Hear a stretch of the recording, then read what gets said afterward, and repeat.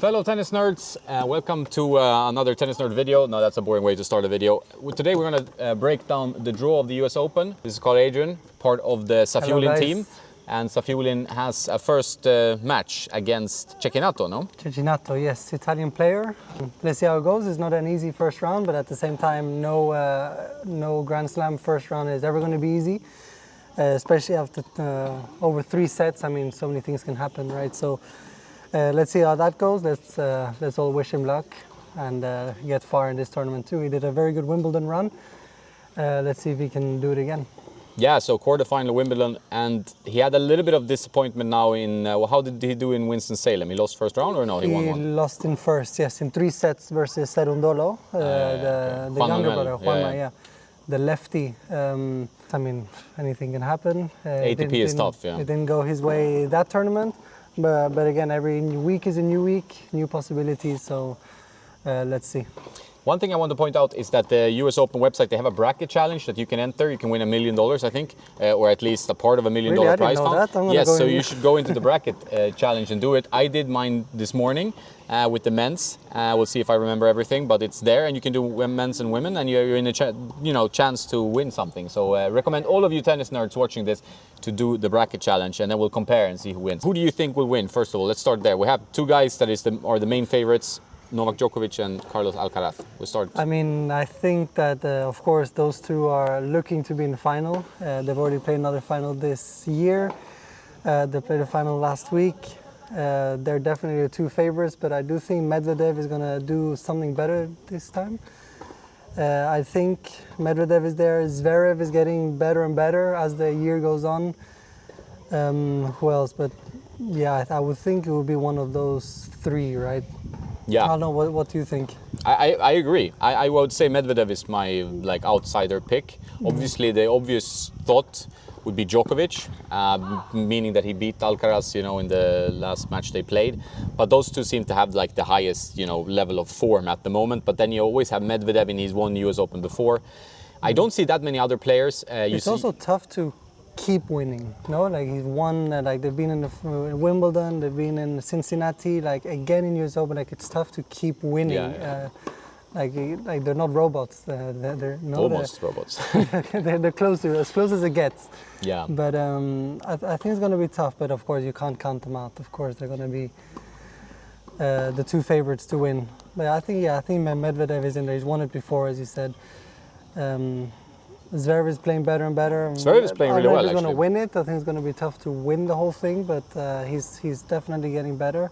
Who else? Who was in the draw? I went through it this morning, and I mean, Medvedev, one of the things that my friend who follows tennis really closely, he used to work as a kind of professional betting guy, he said that the first round match with Medvedev and Balázs might be a 6-love, 6-love, 6-love. He said that because Balázs has, I think he's living on protected ranking, and he has lost some really bad matches, but he gets into these main draws. Luckily for him, but yeah, he said that might be a blow up or get 3 games or something. Wow. So we'll see. That's an interesting one, but not so important. There's an interesting guy, Alex Mikkelsen, in the draw that I've written about on Tennisnerd. He's a young American guy, pretty big serve, big guy. Volley a lot, yeah, plays a bit of a different game. He can be an upset guy. I'm also looking here, Arthur Fils. I really like his game. I saw him in Madrid, and he was qualifying in Madrid. As were we with Safiullin, and as I was walking around, he really stood out to the rest for me. I'd never heard of him before, but I was just walking around, and he caught my eye, and I stayed watching his match. He won that match, and I don't remember how far he went, but I've been looking out for him through the coming months after Madrid this year, and he's just been getting better and better. And I'm just checking his draw now. He has Greek Sport. Greek Sport is good, but Fils can win that, and then he has Kubler or Arnaldi next, and then he has either Shevchenko or a qualifier, Sancho, Tom. He can get far. I think Fils can dangerous make player. He reminds me of Aliassime a lot. Yeah.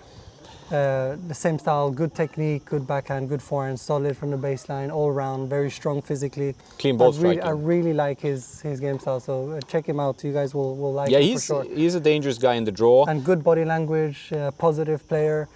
I like him. He's potential maybe top 20 in the near future. Yeah. One thing to mention about Aliassime is that he's really been struggling. Like, I mean, I've seen him change strings. Now he's back to RPM rough, I think, and he's been losing over and over again. So I think his confidence might be at a low. I talked to some guys that said he's been practicing really well, so we'll see if he can bring that into match. But match and practice are so different. Like, you can feel really relaxed and be the best practice player ever, and then suddenly in the match you're tightening up and things go to. Yeah, I mean, he knows he has the level in him, doesn't he? He knows that he can do good. He's just missing the confidence lately. Maybe 3 sets helps with confidence level because you can kind of build yourself into the match. Yeah, that's true. That's true. It's not like it's a 2 sets and it's over, no? Like 2 sets and you still have a chance, or maybe 1 set all. I mean, there's still so much match to be played. But you can never count him out. I mean, Aliassime definitely has a level. Maybe he doesn't believe it right now, but. Yeah. What do you think of your your country, man?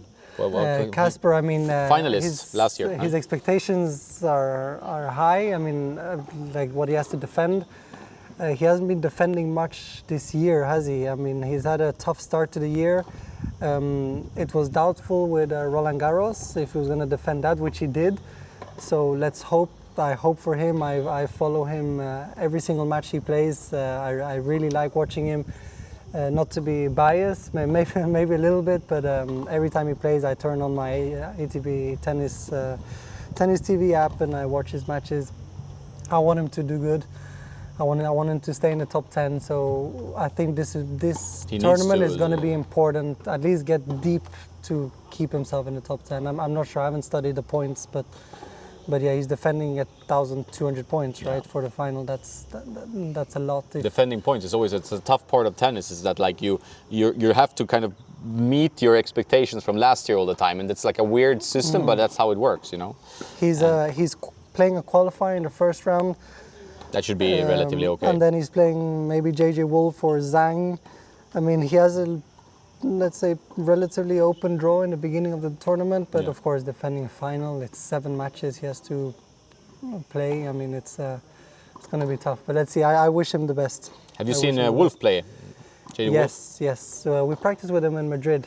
Good player. Interesting style, like he really like jumps big into the serve, and like he has a mullet sometimes, not always, but and, like he just looks like a guy. He just came out of nowhere. And has kind of like a bit of an odd forehand technique for the ATP Pro as well, but like just big ball striking. Yeah, right? But he's an American player. He's comfortable on hard courts. He plays on top of the line. He gets everything on the rise. He's not easy. He's not easy on hard, especially not in the US. So I don't know how deep he's going to get, but I mean he's going to be dangerous for any player to meet. I would say this US Open, at least in my recent memory, is like the tournament with the strongest like American players. Like if you look at like the amount of strong American players in this draw, it's pretty amazing. Like you have young guys, Shelton, Wolf, Mickelson, I talked about. So many strong American players, but also like guys who've been more established. Fritz, for example, you know, Tommy Paul, who's playing the best tennis of his life, I would say. Yeah. So this tournament, like it's a high chance we'll see some American, maybe not winner, but like, at least they will go deep. I feel like there's a bunch of players. I mean, US has always had top players, not like top 10 players. They've always had like maybe multiple or at least up there. But now they're maybe not in the top 10, but in the top 100 they have a lot of players. Yeah, now I think it's the strongest, like the depth of the. TFO got to semis last year, right? TFO is up there, yeah. He got to the semi-final last year. He lost to Alcaraz, I believe it was, in 5 sets. You can never count him out either, TFO, and he loves the show, and that's what US Open is known for, no? Yeah. US Open is known for the show, the loudness. I mean, they have that from the other US sports, basketball, the NFL, the NHL. It's supposed to be crazy, yeah, it's exactly. Supposed to be that's what they're. We had a conversation about that in private some weeks ago, no? Like Wimbledon has their niche, which is like luxury and prestige, and then French also maybe the same, like a Frencher version. Yeah, Frencher version. US, and then the US is loud and a lot of atmosphere. And a bit like Australian Open, like even like it's a bit nuts there, you know. And also the stadium shape, no? Arthur Ashe is like very steep. It's very steep. First of all, it's so you huge. feel like you're in a, you know, this is a big, I think it big echoes time. a lot and it just gets very loud. And I'm seeing here Gasquet. Gasquet is doing doing a good season so far. Yeah, he's playing like the best tennis in a long time, I think. He's an older guy with and he's playing here Marosan, and then made the winner of Manarin and Watanuki. I mean, maybe he's looking into the third round, maybe even fourth round, depending on you never know with Manarino, but he's going to defend. He's also been having a pretty good year, Manarino, like won title on grass.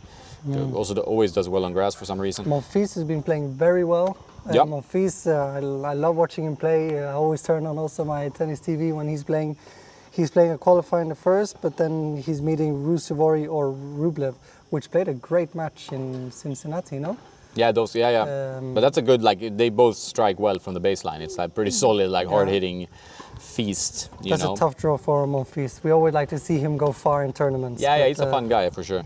We have a Malaga guy, Davidovich Fokina. He starts with Marcus Giron. Giron has also done better in recent times, I would say. So that's an interesting match. Fokina, I don't know his form. Was so-so on the clay, I would say. Yeah. But we'll see if he gets back into it. Bublik team is a great first round. We'll get into like some good first round matches. Bublik won big tournament this year, ATP 500 in Halle. Team is coming back slowly. The question is, and he's also won the US Open. It's hard to remember that now because 2020 was such a different year for the whole, history of mankind in one way, and it's also that final was so strange with no crowds. Him and Zverev being so nervous because they had not won one. Yeah. And then he had all these injury problems and maybe like mentally. And it was right after the US Open, no? It was like right after the US Open. That's when it kind of went downhill for him. Yeah. He hasn't really played well since then. So we'll see. I mean, Bublik will be a tough first round match, but maybe like 5 sets, and he will feel that he has been doing better generally. He can win that match, but it's going to be a tough one. Holger Rune is someone that we haven't mentioned about yet, and he's a strong player. And he's seeded 4. He was actually the guy when I did the draft. I thought he would go really far because, he's a potential semi-finalist. Yeah. Because he has the game to upset guys like Alcaraz. Even with the power, he can go power to power, which is rare. Yeah. And he has beaten Novak, so that's a guy with like endless confidence and belief in his own and ability. He's very self-confident. Yeah. And Rune, maybe he hasn't had the results like in these maybe last couple months. We haven't seen him around so much. I'm not sure why. I don't know if it's due to injury and back problems. Mm-hmm. But yeah, I mean he's back. He only plays Impossible Racket Challenges these days. Yeah. Maybe we should stick to regular rackets. Yeah, I think so. And then Tsitsipas, Raonic. I mean, Raonic, after 5 years out, he came back and won against Tiafoe, right? He won a big match, which they had some controversy there where Tiafoe hit this. I think he ran into the side of the net, and the side of the net, meaning the doubles alley, didn't count as the net, So that was a huge controversy, and he lost the set due to that, Raonic, but still won the match. That was interesting. It was like I've never seen it. I don't know if it's ever happened before. No, I don't think usually so. In these tournaments they take out the net and they make the shorter net for the singles. So that kind of part of the net should be non-existent. You should be able to run right past it, but because it's there, it's allowed to touch it. So makes sense to me, like in the rule book. I don't think it's so strange. Like the supervisor was clearly totally aware of the rule. Like he was like, so super impressive. So good job to these umpires. They really know every single rule. It actually not many people know or take into account these umpires, how much they have to study. There's so many tiny minor rules that you got to know that. It's not just the scoreboard and just what's in and what's out. There's so many rules in tennis that... Strange rules, like things that you might not think will ever happen, but then suddenly it happens, like this thing, and you're on TV in front of hundreds of thousands of people watching, maybe on stream and in the audience as well. And then you have to make like a split-second call on, and also be able to negotiate or at least calm down the player who's not going to be happy. One of the players is not going to be happy with your call, no matter what. So you always have these... You have to always like conflict resolve situations where you're like, okay, I have a conflict, I have to deal with it. So I don't think we give enough respect sometimes to the umpires who actually put in like such a great job at resolving these situations. I mean, there are some really stupid calls. Yes, we've seen that as well, but most of them do a really good job. No, it does take years of studying. I know an umpire personally, and there's like he was explaining to me, like it's not easy. It's a lot of studying. It's a lot of trial like runs, a lot of testing. to be able to do these kind of decisions and to know the whole rule book off by heart, and also to do it in such a decision. I even think what happened in that match was in a very important moment. I don't think it was a set point or a break point. It was, I don't remember it exactly, but it was a very important moment, and he was so fast to act upon it. So good job to the umpire. Yep. Eubanks, another guy to watch out for. Like, he's the skinniest guy on earth, I think, but he has like a huge serve. And yeah, a big very game. Good net reach. Very good net reach. He stretches his arms, and the racket like hits the service line. The singles line on each side. Yeah. Now this guy is dangerous. Like, he can beat anyone pretty much. It looks like.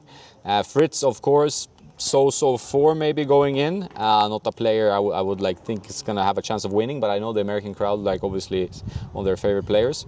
And Djokovic road through the draw looks pretty simple on the Djokovic level. Most things look simple, but we'll see. Should we get to some kind of prediction? I mean, like, my feeling is Novak. How about Sinner? We haven't talked about Sinner. Sinner. Yeah. I almost forgot about Sinner. Sinner is he's a hard hitter. Let me find him in the draw. Yeah, I put him far in my in your thing bracket as well. challenge. Yeah, in my bracket challenge as well. Let's see, Sinner against Hanfman, and then he plays either Qualify or Sonego. It's going to be interesting. I mean, Sinner is always a semi-finalist candidate.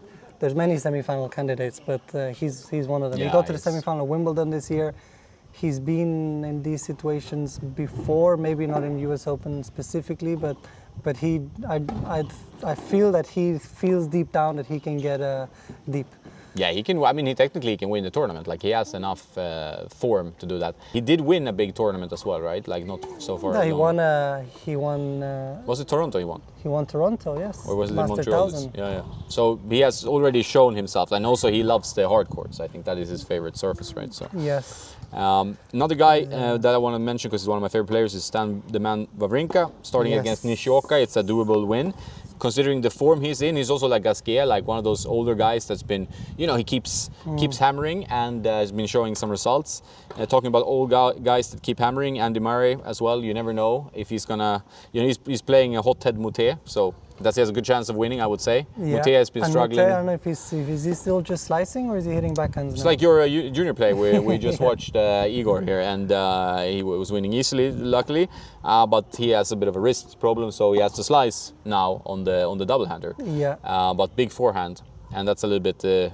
We'll see with and he does all these like drop shots, and he's a high IQ player, no? Like that's what he plays with, and he has high testosterone as well. Something. He likes to get very angry. We've seen that, and he can like self-destruct, but when he plays his game, he plays really well. So.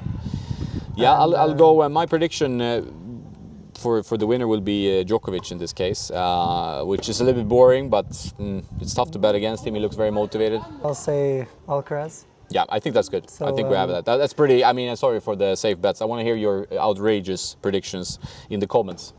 Outrageous predictions. Balázs will win. That's our favorite part. No, after we release the video, we're all day seeing what you guys comment. So please comment. We do see the comments that you guys put, and it's always interesting to hear what you guys have to say. So we have a Swedish player, so we have to get started there because she also starts against Swiatek. Yeah, I think that is a bit tough. Big thanks to Rebecca for giving tickets to when I was at the French Open, so we really cheer for her. Yeah, it's a bit tough. It's a bit tough, that one. Swiatek. So she is the obvious favorite for many players, but we have Coco Gauff, who's been winning and really like cleaned up her game. And I talked to Rick Macy, the star coach, about like her forehand, especially. He was seeing like, he wanted really to work on her forehand. That was one of the things that he was, frustrated, and this thing that he thought was like a thing you could really improve because the rest of her game is pretty strong. I don't know. She has a new coach. Off the top of my head, I can't remember who it is. It's a new coach, and it looks like something is helping. Something is working well for her. Whether that's a change to the forehand or just a mental thing or something else, we don't know. But she's a definite threat to the title, I would say. Yeah, absolutely. And we talked about it earlier, today, about the women's tennis, how they like to hit so hard, or at least so flat. And I think now, little by little, the women are starting to hit with more topspin, like slice a bit more, open the court, play a little bit. Yeah, and Swiatek really proves that this is the way to go. No, at least over the long run. Maybe she won't win every match like that, because when Sabalenka is destroying every single ball she hits, and the day that they all go in, it's tough to beat. But like, if they play 10 matches, I do think that the player that plays a little bit smarter with more spins will probably win 6 of them, which at the end of the day is the majority. And blasting every ball is not possible. Ons Jabeur is also another player that plays like that. It's so entertaining to watch. Their drop shots, goes to the volley. One of the favorite players to watch, you know, and see, it was kind of heartbreaking and such a nice person. Exactly, to watch her in the Wimbledon final when she really like faded away. Kudos to Vondrousova for winning, but it was still like, it was clear that the moment, the weight of the moment just got to her, because her tennis is there to win Grand Slams. You know, she just needs that last piece of. And she's been puzzle. saying that she's been fighting like in her head, like over the course of the whole year, that she needs to win or wants to win or is fighting to win her Grand Slam. There's a young player to watch here as well, Mira Andreeva, 16-year-old, super powerful player, and her head screwed on, so she can definitely be a threat here. And we have. I saw, actually, sorry to interrupt, but I saw in Madrid, it was the first time I saw Mira Andreeva. A lot of people I firstly saw in Madrid, but she was 16 at the time, I believe, maybe 17. I'm not sure. Don't take my word for it. And she got very deep into that tournament, and it was the first time I'd heard of her. And we were playing on the court after her and Sabalenka.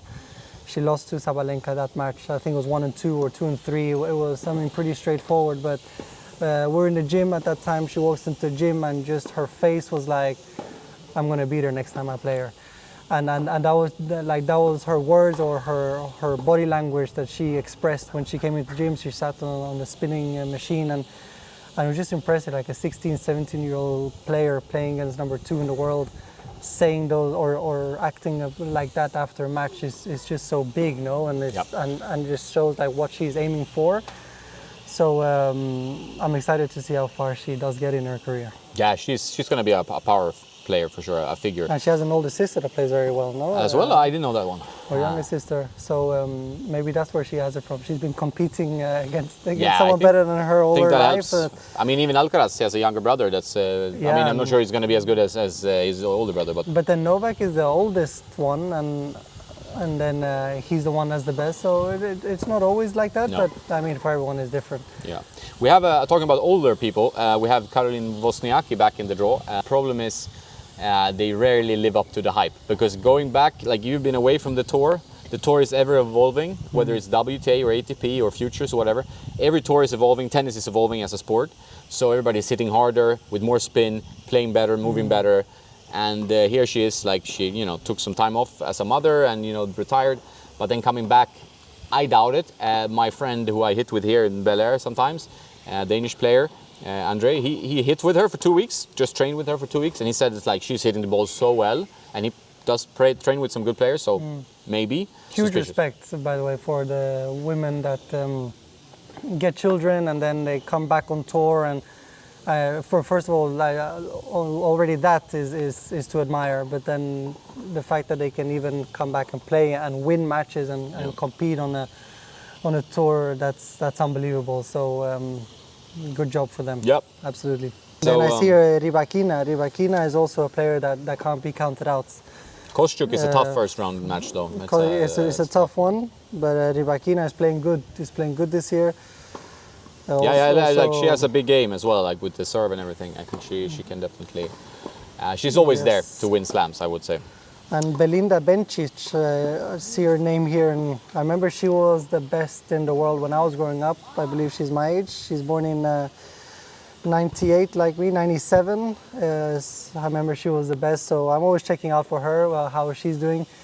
I think she really went up the ranking, then she dropped a little bit, but now I see here she's seeded number 15, so let's see how she gets on. Swiss player like Federer.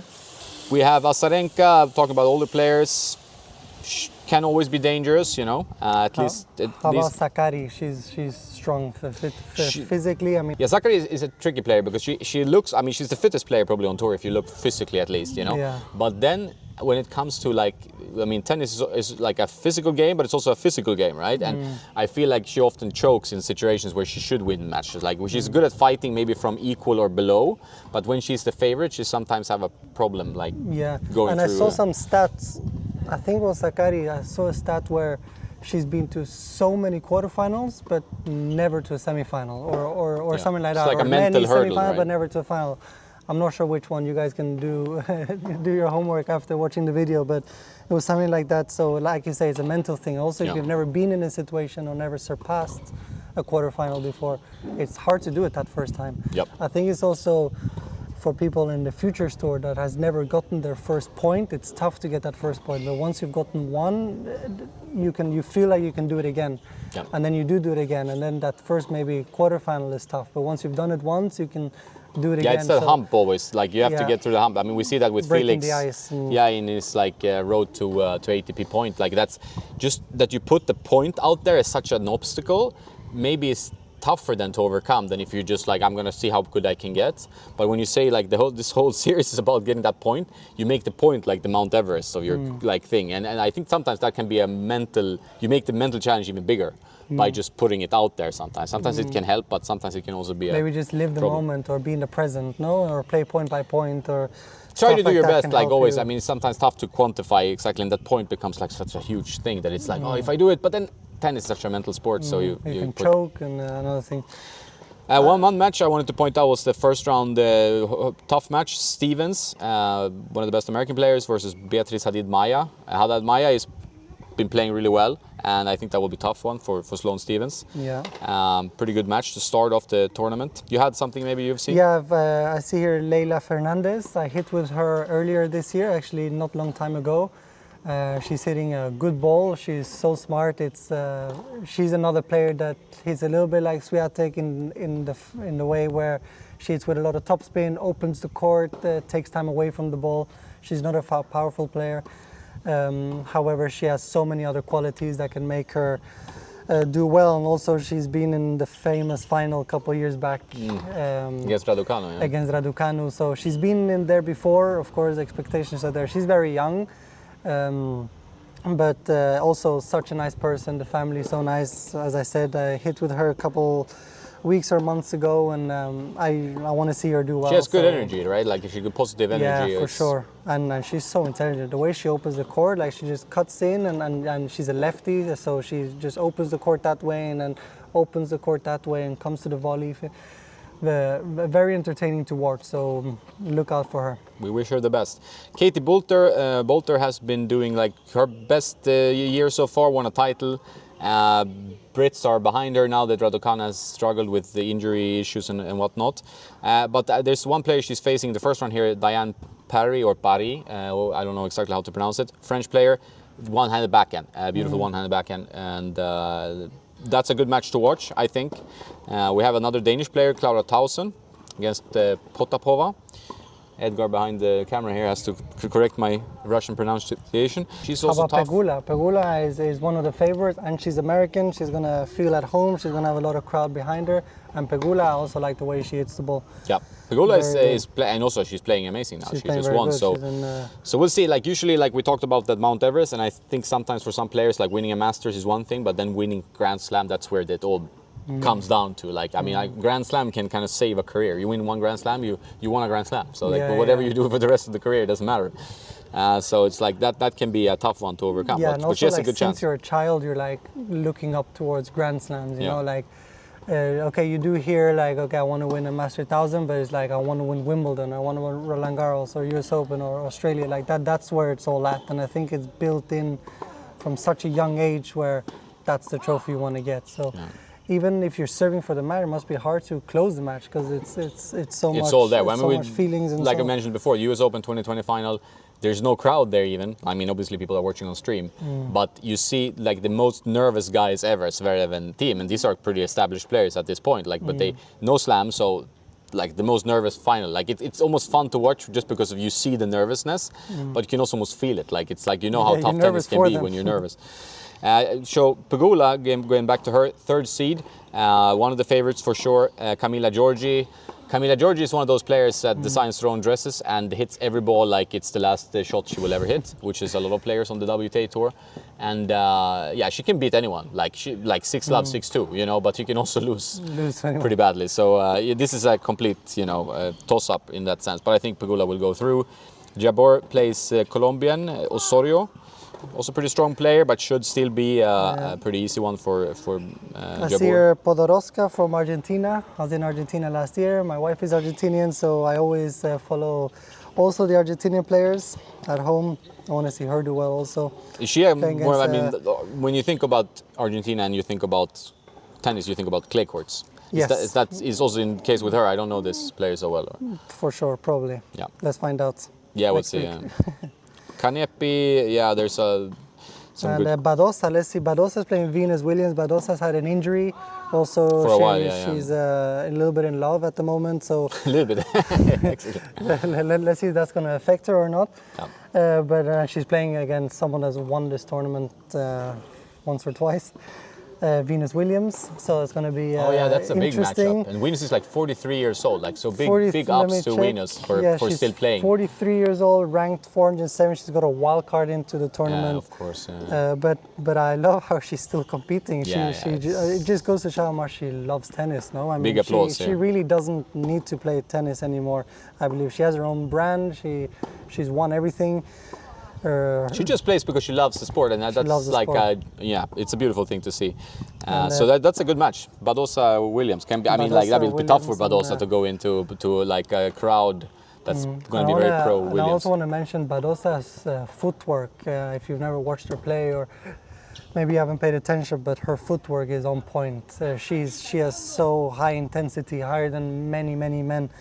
And also, we spoke to Apostolos earlier. Yeah, exactly. A few months ago. Told about her backhand, like how when her and Steph were hitting backhand cross courts, like she could really face him, like with the same pace. Yeah, that was pretty interesting to see. Like they can actually practice that, And we can quote that he said that she has a better backhand than the majority of the ATP players. Yep.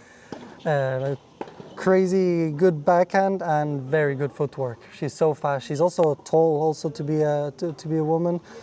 180 tall, good backhand and very good footwork. So yeah, she can always go deep. She's just coming from an injury and she's in love. So let's see. Can do great things, can do bad things. We never know. Pliskova hangs around here in Marbella very often. She also has her academy. Yeah, she's been here training in Bel Air a lot. She's been training at where you are. So a lot of experience in her also. Flat aggressive, big serve as well. One of my favorite YouTube channels in tennis is the Kasatkina YouTube channel, which she does with her wife. She is playing Alicia Parks. Alicia, I'm not from, I'm American, Alicia Parks. And Parks is like Serena Williams 2.0 or the next Serena Williams, whatever you want to call it. Yeah. She also does like many shots or mannerisms, very similar to Serena, so probably was her idol growing up. And so she's going to have, that's going to be a tough match for Kasatkina to have a first round. So also here on the women's side, quite a lot of strong American players. Sofia Kenin obviously won a Grand Slam already, so she's also a threat, but she's more of a player kind of like Ostapenko in a way that she has 1 week that's the best week ever, or 2 weeks, or she can just have like she needs to really light up for 2 weeks. She doesn't have that consistent level of just being amazing like some players. I mean, we see that a lot on the WTA tour, don't we? And also, what I do like about the WTA tour is that it's a much broader field of winners. Like as we said on the ATP, is like either it's going to be Djokovic or Alcaraz. Maybe we have a third or maybe a fourth in there, but on the WTA, like it's quite open. A few years ago, we had the Raducanu versus Fernandez. I mean, one of them was a wild card, one of them came from the qualifying. I mean, you'll never see that on the ATP tour, but that's actually cool about the WTA. That's actually I watched a lot of WTA, but I really sat down and I planned my day to watch that match, which usually I don't maybe do. So I like to see that on the WTA, to see some new players come in. Yep. We see there's also a bit more young dynamic players. Feeling to the also field, to have right? a 16-year-old in the draw, like on the ATP, it's tough. On the WTA, we do see that. So there's definitely many pros on watching the WTA.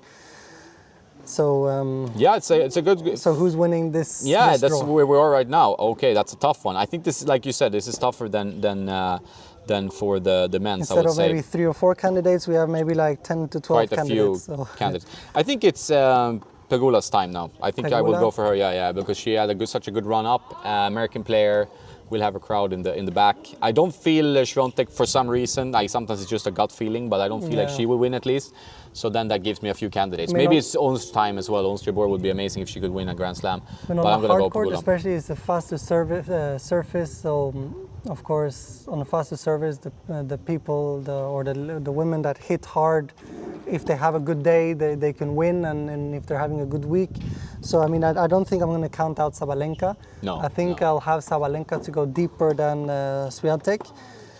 I might be wrong, but Sabalenka just hits the ball so strong every single shot. Yep. And she happens to be very consistent too. Yeah, which is crazy. So I'm going to say Sabalenka. Sabalenka and Pegula. All right, so we'll see if Świątek or maybe Goff will prove us wrong. But at the end, we did have a lot to say about the WTA Tour. Probably more. Yeah, sometimes because sometimes you when you open up the draw and you start looking at the names, then you get into you have ideas about the different matches. Yeah. And you don't think about it beforehand, but when you see the draw, it's actually, this is quite interesting. And like we said, the women's draw tends to be a bit more open. There's a bit more surprise in it. So the men's can be a little bit more easy to predict in the way that you know that these 4, 5, 6 guys will be quarterfinalists most likely. Then there will always be upsets, but it's a little bit more, happening. But especially in the Grand Slam with the men's, it's in 5 sets. It's usually the better player usually wins. No, when it's best of 3, there can be more surprises than a best of 5. Because best of 5, at the end of the day, the one that has more experience, more confident, has better shots, will take it maybe in the end, or at least a higher chance. Cool. But yeah, I'm excited. I'm excited for this US Open. I'm excited for every Grand Slam, for every tournament, to be honest. But yeah, US Open is always fun to watch. It's the last Grand Slam of the calendar, so let's see how it goes. Yeah, and good luck to Roman and your whole team working with Roman and here behind us. And then yes, we're going to be watching Monday at 5 o'clock Spanish time. So I'll be it's in good time at TV. least. Yeah, good time at least. Yes. All right, I hope you liked this video. If you do, please subscribe as always, and please also comment with your own predictions, like who do you think will win, why, do you have any upset predictions, and do that bracket challenge.